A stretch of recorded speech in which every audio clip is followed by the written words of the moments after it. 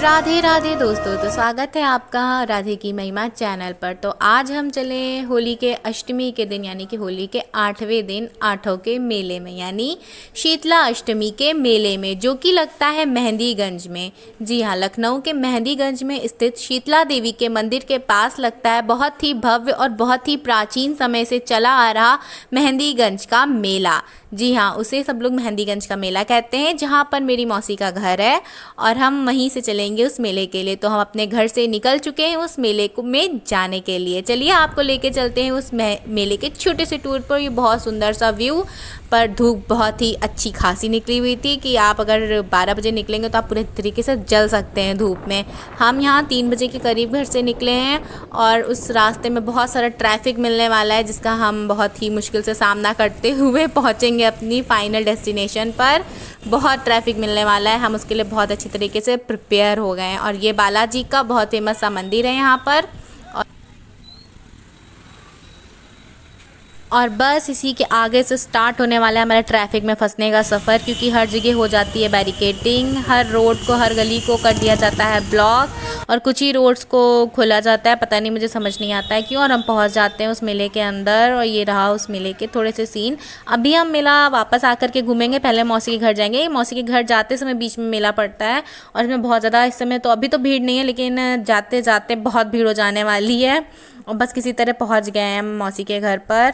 ये थोड़ा सा मेले का सीन स्टार्टिंग का जो आप देख रहे हैं, और इसकी साइड में एक और इससे बड़ा मेला लगता है जो कि हम घूमना स्टार्ट करेंगे। ये रोड की स्टार्टिंग में लगा हुआ है और ये मौसी के घर पे मिला हुआ नाश्ता, जो कि हम बहुत अच्छे से खा पी के फिर निकलेंगे एकदम फिट होकर के। मेरा भाई गुजिया खा रहा था और हम निकल रहे हैं अपनी मामा की लड़की के साथ। ये मेरी बहन है, कज़न मुस्कान, और ये मेरी बेस्ट फ्रेंड है। चलते हैं इन पतली पतली गलियों से निकलते हुए। मेहंदीगंज, शहादतगंज, ये सब है हमारे पुराने लखनऊ की कुछ बहुत ख़ास जगहें। इनमें बहुत ही पतली पतली गलियां बनी हुई हैं। सिर्फ बनारस और मथुरा काशी की गलियां ही नहीं, हमारे लखनऊ में भी बहुत सकरी गलियां हैं जो कि बहुत फेमस हैं। और इनके अंदर आपको मिलता है पुराने लखनऊ की बहुत अच्छी खुशबू। खुशबू क्या, मतलब ये गलियाँ इतनी सकरी हैं ना, और इसमें मोहल्ले में लोग निकलते हैं, चलते फिरते बातें करते रहते हैं एक दूसरे से। और ये गली में बना हुआ मंदिर, और फिर ये हम थोड़ा रोड साइड पर आ गए हैं, यहाँ से मेला स्टार्ट होना है। बिल्कुल सामने आपको एक बैरिकेडिंग दिखेगी और उसी जगह से स्टार्ट होता है ये मेला। उफ, हर जगह ये बैरिकेडिंग थी, हमें रास्ता भी नहीं पता था, बड़ी मुश्किल से पहुंचे। पुलिस वालों को समझना चाहिए, अगर बच्चे अकेले आए तो उन्हें जाने दे बैरिकेडिंग से।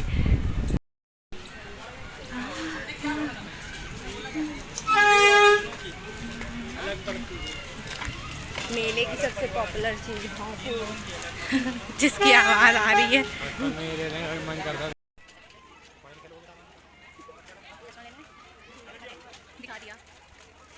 तो पूरे मेले में आपको ये सब मिल जाएंगी। कॉकरीज के सामान बहुत अच्छे मिल जाते हैं।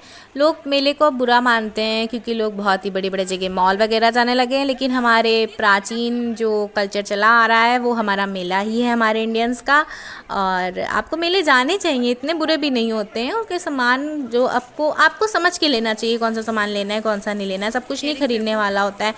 जो हमारे लिए थोड़े जो अफोर्ड नहीं कर सकते हैं उनके लिए मेला बहुत बड़ी चीज़ होता है। पर आप भी अगर चाहें तो कुछ चीज़ें तो आप शॉपिंग कर ही सकते हैं वहाँ से, इतना भी पूरा सामान नहीं होता है। बच्चों के लिए खिलौने तो ले ही सकते हैं, इनका भी घर इसी से चलता है। तो हमें समझना चाहिए कि मेले यूं ही नहीं लगते हैं।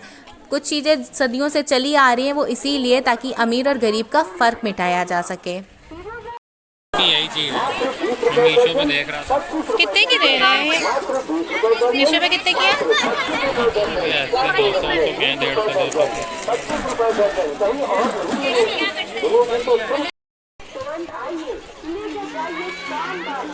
150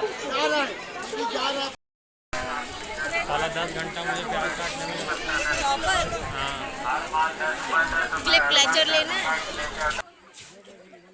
तो ये मेला घूमते घूमते हम आपको सुना देते हैं शीतला अष्टमी से जुड़ी हुई कहानी। जी हाँ, हम आए हैं जिसके मेले में, उनकी कहानी भी तो जानना ज़रूरी है कि क्यों है ये शीतला अष्टमी इतनी महत्वपूर्ण, क्यों होली के 8वें दिन लगता है ये मेला, क्यों चढ़ता है माता रानी को बासी पूजापा यानी बासी प्रसाद।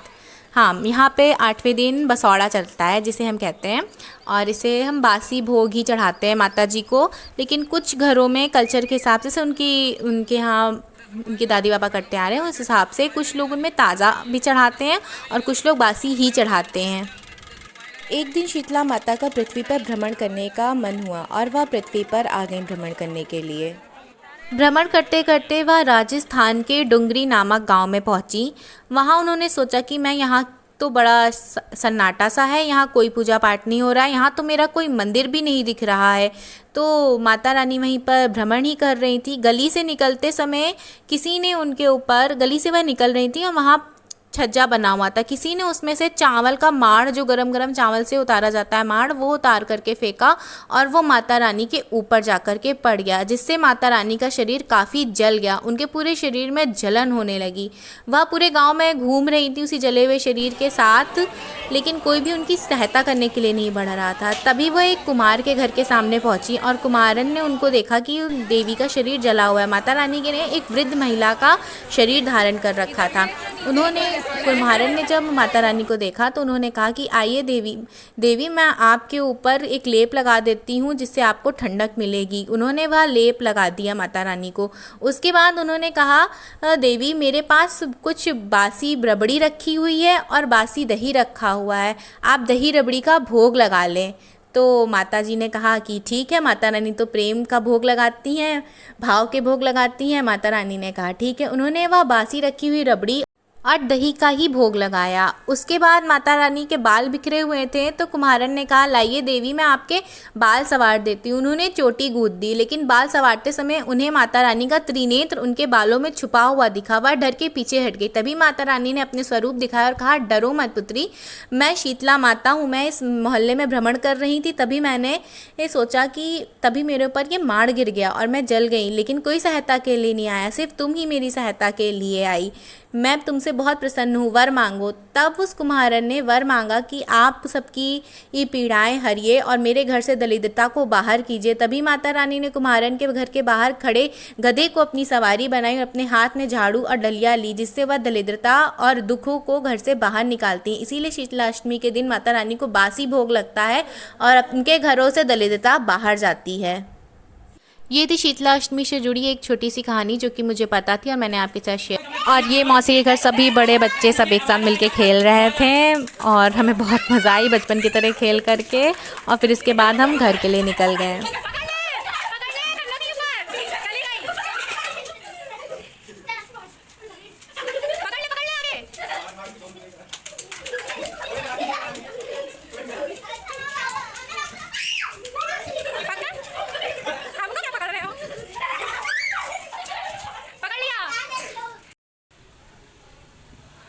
और सबको Radhe Radhe tata bye bye कह के हम निकले रोड से, मतलब ये नहीं गलियों से फिर से होते हुए मेन रोड की तरफ, जहाँ था ट्रैफिक और ट्रैफिक।